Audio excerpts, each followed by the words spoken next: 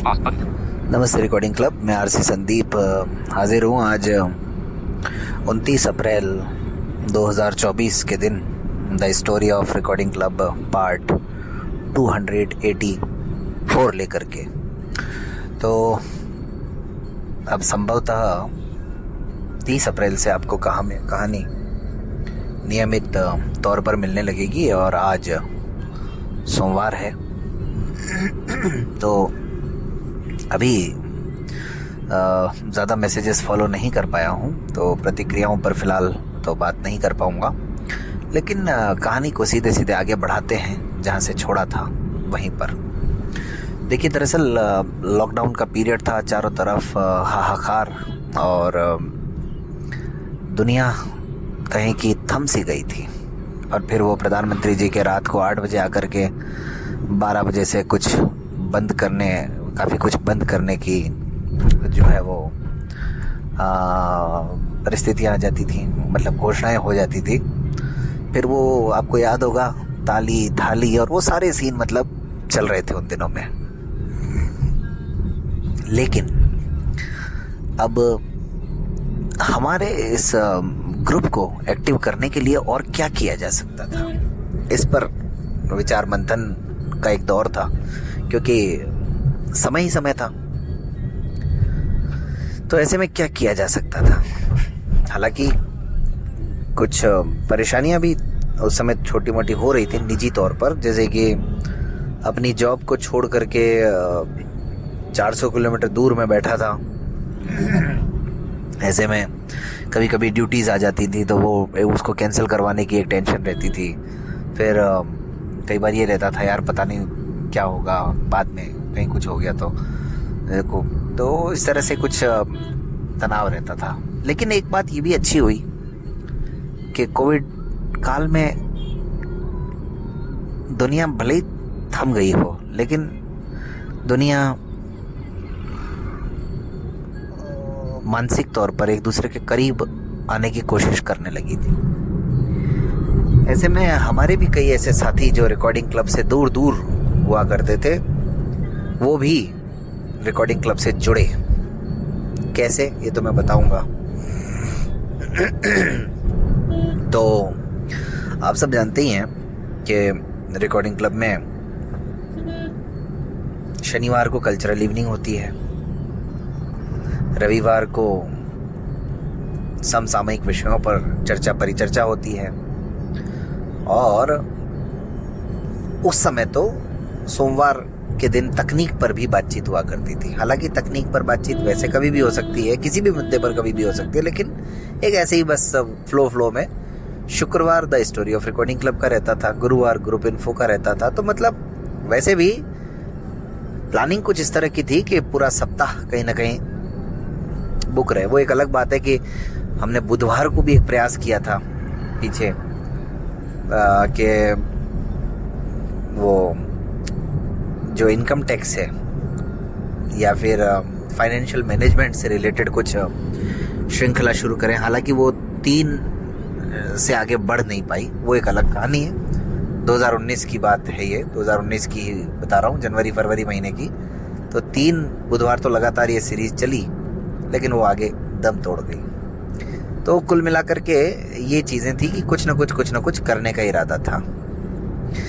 अब तकनीक के लिए तो मोबाइल एक्सेसिबिलिटी वर्कशॉप के वीडियो आ ही रहे थे, और ग्रुप इन्फो भी आ ही रहा था, the story of recording club भी आ रही थी। अब कल्चरल इवनिंग और समसामयिक जो चर्चाएं हैं उसके लिए क्या किया जाए? तो हुआ ये कि मैंने अपनी तरफ से पहल शुरू की। मैंने कहा समय तो है ही है, तो उन दिनों मैं तो हर शनिवार को कोई ना कोई कविता लिख करके ग्रुप में प्रस्तुत किया करता था, और अगर किसी सप्ताह कविता नहीं लिख पाया तो फिर उस सप्ताह कोई और प्रस्तुति में देने का प्रयास करता था। तो इससे क्या रहता था कि थोड़ा एक्टिव भी रहता था मैं खुद भी, और क्रिएटिविटी भी मेरी भी चल रही थी। और मुझे लग रहा था कि अगर मैं भी कुछ भेजूंगा तो इस बहाने और साथी भी कुछ ना कुछ ज़रूर भेजेंगे, फिर उन पर प्रतिक्रियाएं आएंगी तो ग्रुप जो है वो चलाएमान रहेगा। ये सब चीज़ें चल रही थी। और देखिए, क्रिएटिविटी अगर आप अपनी जारी रखते हैं ना, तो मुझे लगता है कि आपके सोच के हिसाब से, आपके इंटरेस्ट के हिसाब से ऊपर वाला भी आपके लिए नए नए रास्ते बनाता जाता है। अब ये क्रिएटिविटी वाली बात और इन नए नए रास्तों की बात कैसे, मैं ये आगे बताऊंगा किसी दिन, लेकिन आप याद रखिएगा इस बात को। फिलहाल इसको यहीं छोड़ते हैं। लेकिन अब एक बहुत ही ज्वलंत मुद्दा था रविवारीय परिचर्चा का। तो इसमें लोगों को कैसे जागरूक किया जाए, तो किसी ने सुझाव दिया, या पता नहीं मेरे मन में आया या मुझे याद नहीं आ रहा, कि क्यों ना वाद विवाद प्रतियोगिताएं शुरू की जाए। तो जब ये बात हुई तो फिर तुरंत फ्री तो थे ही, करना क्या है। लेकिन वाद विवाद प्रतियोगिताएं करें तो फिर थोड़ा प्लानिंग से करें, थोड़ा योजनाबद्ध तरीके से करें तो ज़्यादा अच्छा रहे। तो ऐसे में उसके लिए सोचना शुरू हुआ, और आप सबको जानकर के अच्छा लगेगा कि लॉकडाउन लगने के 20 दिन के अंदर अंदर सारी प्लानिंग हो भी गई। जो एक दिमाग में खाका तैयार होना चाहिए वो सब हो गया, और लग रहा था कि यार ये बड़ा अच्छा काम है, मास्टर स्ट्रोक भी है, मजा आ जाएगा। तो इस कार्य के लिए 10 अप्रैल 2020 को बाकायदा आरसी डिबेट कंपटीशन के नाम से एक अलग से ग्रुप बनाया गया, व्हाट्सएप ग्रुप बनाया गया। तो इस लिहाज से क्या उसमें कर रहे थे हम लोग, जो अच्छी प्रस्तुतियां थी उनको मेन ग्रुप में भी शेयर करते थे, उनको सुनकर के लोगों की प्रतिक्रियाएं आती थी, और लोग खुद भी अपने आप को उन बातों से जोड़ने का प्रयास करते थे। तो अब व्हाट्सएप ग्रुप बन गया, तैयारी शुरू हो गई कि भाई कैसे क्या करना है। हालांकि मैं पुराना कोई मैसेज ढूंढ के आपको कोशिश करूंगा कि वो कोई ग्रुप इन्फो या इस तरह की जो बात है उसमें कहीं कुछ उसके बारे में और विस्तार से कहा गया हो। तो फिलहाल मेरे पास तथ्य यही है कि 10 अप्रैल 2020 को इसके लिए अलग से व्हाट्सएप ग्रुप बनाया गया, और जो साथी उस समय उन घटनाओं से जुड़े रहे, अगर उन्हें याद हो और वो सुने, तो वो भी अपनी राय रख सकते हैं, आप प्रतिक्रिया में अपनी बात कह सकते हैं। लेकिन ये तो मैं आपको हमेशा बताता रहता हूँ कि ये पता नहीं ऊपर वाले का कर्म है कि जो भी काम हाथ में लिया है उसमें देर सवेर सफलता ज़रूर मिली है। तो डिबेट कंपटीशन में भी लोगों ने बढ़ चढ़ करके भाग लेना शुरू किया। अब पहली तो कोशिश ये थी कि भाई इसके लिए अब जब कंपटीशन करना है तो निर्णायकों की भी ज़रूरत रहेगी। तो निर्णायक कौन हो सकते हैं, इस पर माथापच्ची प्रारंभ हुई। अब जब माथापच्ची प्रारंभ हुई तो दिमाग में आया कि यार रविवार परिचर्चा में ऐसे कौन लोग हो सकते हैं जिनको लोग सुनना चाहते हैं, या जो लोग सबसे ज्यादा एक्टिव हैं। ये जब दिमाग में बात आ गई तो फिर कुछ नाम सामने आए। पहला नाम था आदरणीय दीपक भाई शापरिया सर का, दूसरा नाम था भाई जीतूराम जाट का, और तीसरा नाम था जिसको सबसे ज्यादा शायद लोग सुनते थे, भाई अली असगर बोहरा। तो अब समस्या ये थी कि तीनों लोगों को तैयार कैसे किया जाए, क्योंकि तीनों की अपनी अपनी परिस्थितियां। दीपक सर जो हैं वो बहुत ज़्यादा रिजर्व रहते हैं, वो खुल करके आते नहीं हैं सामने। हाँ, जो बात कहनी है वो ठीक है कह दी उन्होंने, और बहुत ही नपे तुले शब्दों में। मुझे लगता है उनकी बात, कभी कभी मैं कहता हूँ ऐसे मजाक में कि उनकी बात इतनी गहरी होती है और उसमें जो शब्द प्रयोग किए जाते हैं, इतनी गहरी बात होने के बावजूद भी उनके शब्दों को बाकायदा गिन सकते हो आप, इतने नपे तुले शब्दों में वो अपनी बात कहते हैं। और कॉलेज में प्रोफेसर भी। ये प्रोफेसर वाली कहानी भी बड़ी दिलचस्प है। वैसे मुझे प्रोफेसरों का हमेशा साथ मिला जब से मैं दृष्टिवादी जगत में सक्रिय हुआ हूँ। खैर, तो वो भी कभी मौका मिलेगा या कहीं कोई बात पे बात आई तो ये प्रोफेसर सिस्टम पे भी बात करेंगे जरा। खैर, तो दीपक सर से बात की गई। उन्होंने कहा मैं तो संदीप भाई ज़्यादा बोलता नहीं हूँ। मैंने कहा कोई बात नहीं सर, इसमें बोलना थोड़ी है, सुनना है। तो उन्होंने कहा ठीक है, सुनना है तो सुन लेंगे। वो भी तैयार हो गए। जीतू भाई से बात हुई तो जीतू भाई तो बिल्कुल खुशी खुशी कि हाँ बिल्कुल वो, लेकिन उनका हमेशा अरे मैं कहाँ कर पाऊँगा, मैं इस योग्य नहीं हूँ, ये वो इस तरह का उनका रहता है हमेशा। लेकिन चलो उनको भी मना लिया। और अल्टीमेटली उद्देश्य ये भी था कि कुछ ऐसी टीम बैकएंड में काम करती रहे जो मतलब रिकॉर्डिंग क्लब के साथ सक्रिय तौर पर जुड़ी हुई रहे।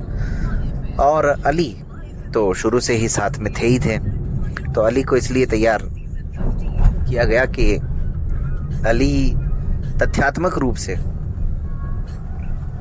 जहां दीपक सर और जीतू भाई तर्क में बड़े स्ट्रॉन्ग हैं, वहीं अली जो है वो तथ्यों में बड़े स्ट्रॉन्ग है। हालांकि तर्क और तथ्य दोनों ही अच्छे होते हैं, लेकिन फिर भी तथ्य तो खैर कुछ ज़्यादा ही उनके सटीक होते हैं। तो इन सब बातों को ध्यान में रखते हुए ये तीनों साथी निर्णायक बनने के लिए तैयार हो गए। तो भाई प्रतियोगियों का पता चल गया, प्लेटफॉर्म अलग से बन गया और निर्णायक भी आ गए। तो फिर प्रतियोगिता आगे कैसे बढ़ी?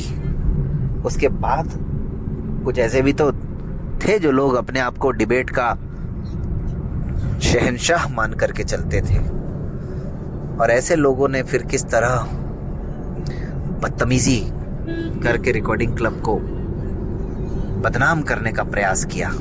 ये लेकिन इंतजार कीजिए, आज तो नहीं,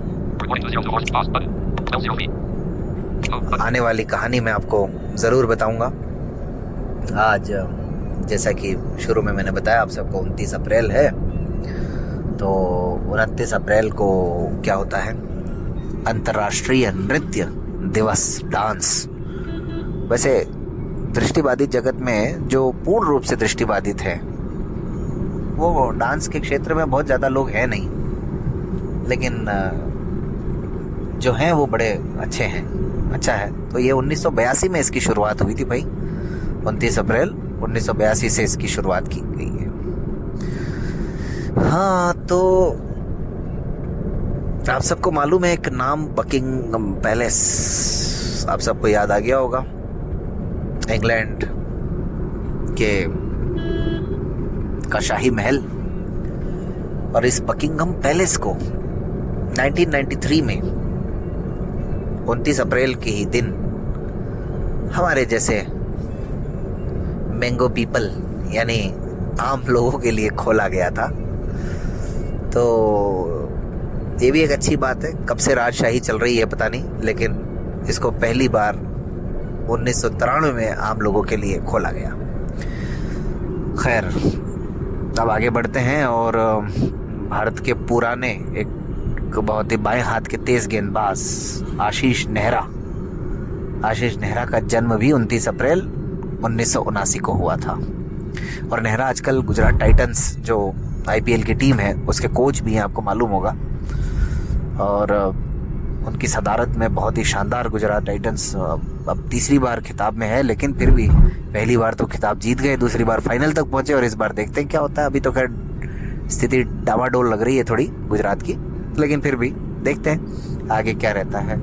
तो कुल मिलाकर के आज ये सब घटनाएं और रिकॉर्डिंग क्लब की कहानी सुनते रहिए, मुस्कुराते रहिए, रेडियो मधुबन वाला। और अप्रैल में कहानी नियमित हुई है। कोशिश करूंगा कि मई में आपको मन की आंखों से और बाकी कार्यक्रम, संकल्प कार्यक्रम नियमित तौर पर मिलें, और प्रयास ये है कि जून से आपको हमराही भी नियमित तौर पर मिले। अब देखते हैं इसमें कितनी और कहां तक सफलता मिल पाती है। बहरहाल सोचा है तो फिर कोशिश तो की जाएगी, आगे कुछ हो या ना हो। धन्यवाद।